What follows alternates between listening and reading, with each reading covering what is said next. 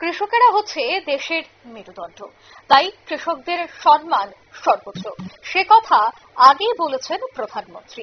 তাই এবার কৃষকদের আয়কে দ্বিগুণ করার লক্ষ্যে বিভিন্ন পদক্ষেপ গ্রহণ করছে কেন্দ্রীয় এবং রাজ্য সরকার। কৃষি যন্ত্রপাতি থেকে শুরু করে প্রশিক্ষণ দিয়ে কৃষকদের উন্নয়ন করাই হচ্ছে মূল লক্ষ্য।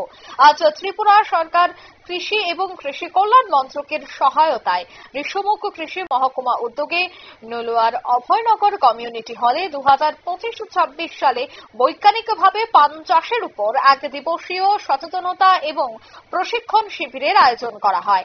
ঋষমুখ কৃষি মহকুমা কৃষি তত্ত্বাবধায়ক সুজিত কুমার দাসের নেতৃত্বে মোট 100 জন পান চাষীকে প্রশিক্ষণ দেওয়া হয়। উপস্থিত ছিলেন কৃষি দপ্তরের এডিশনাল ডিরেক্টর সন্দীপ চক্রবর্তী, বীরচন্দ্র কৃষি বিজ্ঞান কেন্দ্রের subject master specialist Neha Kumar Mandal সহ অন্যান্যরা।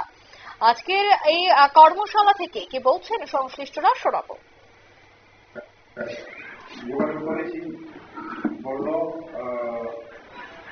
আমার তরফ থেকে যে সাহায্যের জন্য যেটা আসবে এটা আমি একবার পাঠাই, তারপরে আমি যোগাযোগ করবো।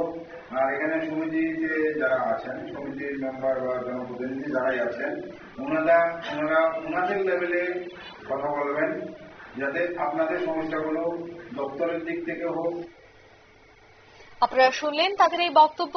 পান চাষীদের প্রশিক্ষণ শিবির অনুষ্ঠিত হয়েছে এবং এই প্রশিক্ষণ শিবিরের উদ্বোধন করেন ঋষমুখ পঞ্চায়েত সমিতির চেয়ারম্যান শম্ভুনাথ কর এবং তাদের যারা উদ্যোক্তারা রয়েছেন তাদের একটাই বক্তব্য যে কৃষকদের আয় দ্বিগুণ করা এবং বৈজ্ঞানিক পদ্ধতিতে কিভাবে চাষবাস করা যায় এই বিষয়টা সম্পর্কে অবগত করানো। নিয়ে নিচ্ছি ছোট্ট একটি বিজ্ঞাপন বিরতি, সঙ্গে থাকুন।